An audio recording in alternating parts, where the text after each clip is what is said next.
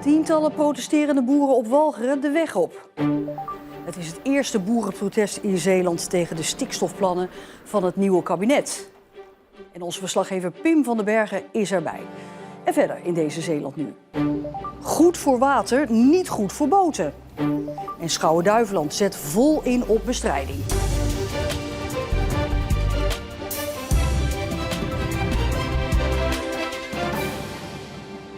Goedenavond. De stikstofplannen van het kabinet Jette zien ze niet zitten en daarom voeren boeren actie. Op Walcheren staan ze nu in een rij naast de N57 met trekkers om zo te laten zien dat de plannen van het kabinet niet reëel zouden zijn. En bij die N57 tussen Middelburg en Serroeskerken staat verslaggever Pim van den Bergen. Pim, ja, de Walcherse boeren hebben dus besloten om van zich te laten horen. Hoeveel zijn het er nou inmiddels?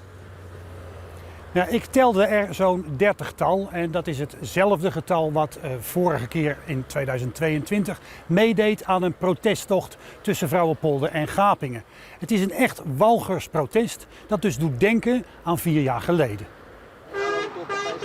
De laatste keer dat boeren op grote schaal in Zeeland tegen de stikstofplannen in het geweer kwamen was in 2022.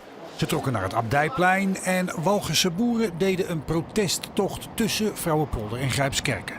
De boodschap is nu eigenlijk hetzelfde als toen. Te laten zien aan bewoners en toeristen dat het echt een zorgelijke toestand is op Walcheren voor de landbouw.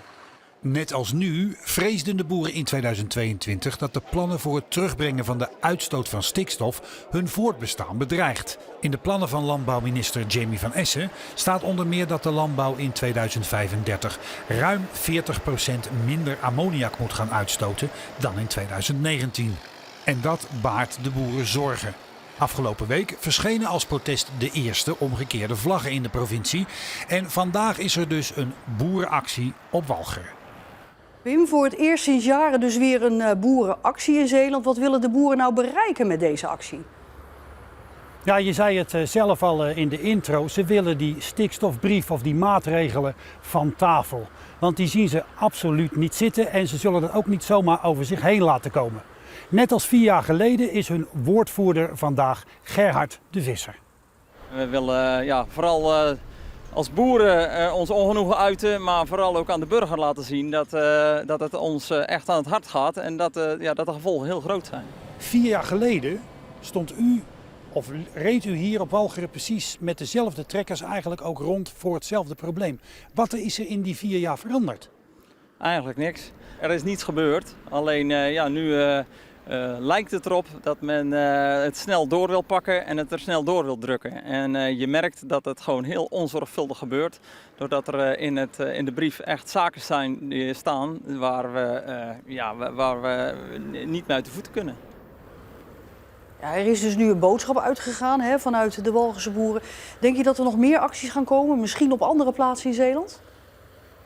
Nou ja, dat hangt er denk ik van af of, wanneer en hoe deze plannen een vervolg gaan krijgen. Kijk, er lijkt een meerderheid in de Tweede Kamer voor de plannen van minister Van Essen. Maar wat er daarna moet gebeuren, dat is nog helemaal niet duidelijk. Wat wel duidelijk is, dat wanneer die plannen doorgaan zoals ze nu zijn, dit niet de laatste actie is. Maar ja, het beeld is toch een beetje dat de sfeer bij dit soort boerenacties, vooral in andere delen van het land, dat nog wel eens grimmig wil worden. Hoe is dat nu? Ja, de acties in Zeeland zijn altijd relaxed verlopen en dat is vandaag echt niet anders. Je proeft wel onzekerheid, je proeft ook toch al wel een klein beetje wanhoop. Maar de sfeer naar ons toe, naar iedereen toe hier, ook die hier langskomt, is gewoon vreedzaam. Pim, dankjewel. De Vlaamse grensgemeente Assenede bij Sas van Gent wil meedenken over mogelijke nieuwe kerncentrales bij Biervliet en Terneuzen.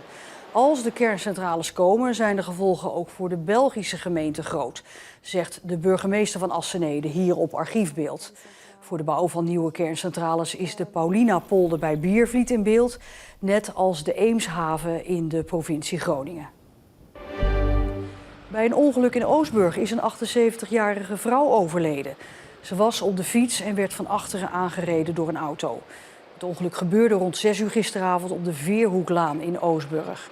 Het slachtoffer komt uit de gemeente Sluis. Hulpdiensten kwamen om haar te reanimeren, maar uiteindelijk is ze ter plekke overleden. De politie doet onderzoek naar het ongeluk. Vakbond FNV Havens roept vrijdag 4 september uit tot landelijke stakingsdag van havenwerkers in Rotterdam, Amsterdam en Zeeland.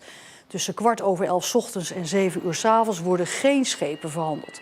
Dus niet laden, lossen, vastzetten, slepen en het controleren van ladingen. Met deze staking eist de vakbond dat het kabinet de bezuiniging van 6,5 miljard op de sociale zekerheid per direct intrekt. Op het Goesemeer zijn 2 opvallende boten aan het werk. Ze maaien spiraalrupia en dat is een zeldzame waterplant die ontzettend goed is voor de waterkwaliteit. Maar het kent ook een keerzijde. De kwaliteit van het Goesemeer op dit moment is heel goed. En de spiraalrupia is een plantje die zich daar enorm goed in thuis voelt. Maar die groeit ook heel snel in schoon water. En dat geeft op dit moment de overlast voor met name de pleziervaart. De plant kan in de schroef van de boot komen. En daarom is het nu risicovol om het water op te gaan. Vanuit de bodem groeit hij naar boven, zeg maar, met een strengetje, een soort spiraalvormige streng. Die is vrij taai en als een boot daarin vaart, met name een klein jachtje of zo, dan kan het in de schroef komen en dan omwentelt dat, zeg maar, de schroef. En vandaar kunnen er allerlei problemen ontstaan met de bevaarbaarheid. Maar het opruimen van deze plant, dat is een hele klus. Achter me daar bevinden zich 2 boten, zeg maar. De ene is een maaiboot met een maaibalk. Die gaat, zeg maar, onder water op 60 centimeter diepte door het water heen. Die maait dan de spiraalrupia af. Daarnaast ligt er ook nog een boot en die doet, zeg maar, ook de spiraalrupia die los ligt. Die doet hij richting die boot. En dan komt hij weer op die transportband en dan gaat hij zo achter in die verzamelbak die u achter die boot ziet. 6 partijen in het Zeeuwse waterschap Scheldestromen willen in een extra vergadering opheldering over de dreigende taal van waterschapsbestuurder Marien Westraten tegenover een journalist van Omroep Zeeland. Westraten, bestuurder van de Partij voor Zeeland, zei tegen de verslaggever: "Raak me niet aan, anders gaat het bloed tegen het plafond." Westraten was boos over een artikel dat ging over zijn eigen toenmalige dubbelfunctie binnen zijn eigen partij. Volgens 6 oppositiepartijen in het waterschap roept het gedrag van Westraten vragen op over zijn voorbeeldfunctie en het vertrouwen in het openbaar bestuur. De vogelbescherming is blij met overheidsplannen om meer slikken en schorren bij dijken terug te brengen. Die slikken en schorren zijn een extra barrière en maken dijken daardoor weerbaarder tegen zeespiegelstijging.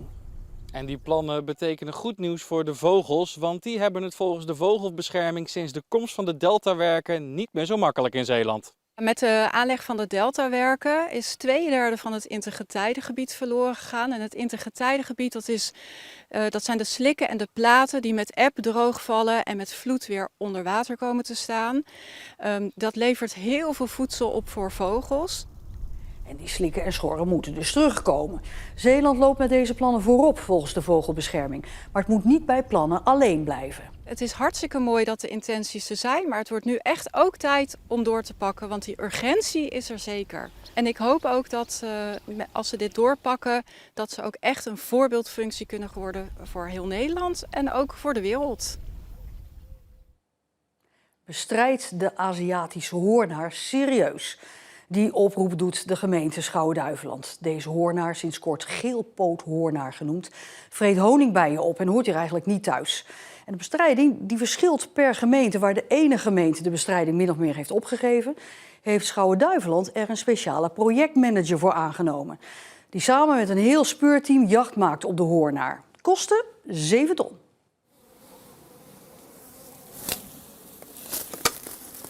Ja, nu heb ik er 1. Met ook een paar bijen. Het gaat bij het speurteam Aziatische hoornaar Schouwen-Duiveland om deze joekel. Bij de bijenkast in een tuin in de binnenstad van Zierikzee zijn ze gezien. Hoornaars. Ilse van Dam is al jaren imker en heeft zich gespecialiseerd in het vangen, zenderen en opsporen van de oprukkende vijand van de bij. Neem ik altijd het tentje erbij. Omdat ik niet wil dat hij gelijk ontsnapt als ik hem loslaat. De Aziatische hoornaar die eet insecten en is daarmee een bedreiging, onder andere voor honingbijen, maar ook voor inheemse insecten. En daarom bestrijden we ze. En eenmaal gevangen krijgt de hoornaar een zendertje om. Dit is een soort koggertje met een opening, zodat het achterwerk erin kan, maar de vleugeltjes en de pootjes vrij blijven. Kijk, nou zit hij helemaal vast. Kan hij eigenlijk geen kant op. Met het zendertje om zijn poot kan zo het nest worden gevonden. De hoornaar mag even in de tent bijkomen, apparaten worden getest, vrijwilligers staan klaar en hopen dat het nest gevonden wordt. Daar komt hij al hoor, daar gaat hij. Die kant op. Ja, daar. Daar, ja. Die kant op. Als u dat nest vindt, wat voelt u dan? Dan denkt u, yes. Ja, dat is absoluut een kick. Ja, dan word je heel blij en dan wil je gelijk dat het weggehaald wordt. En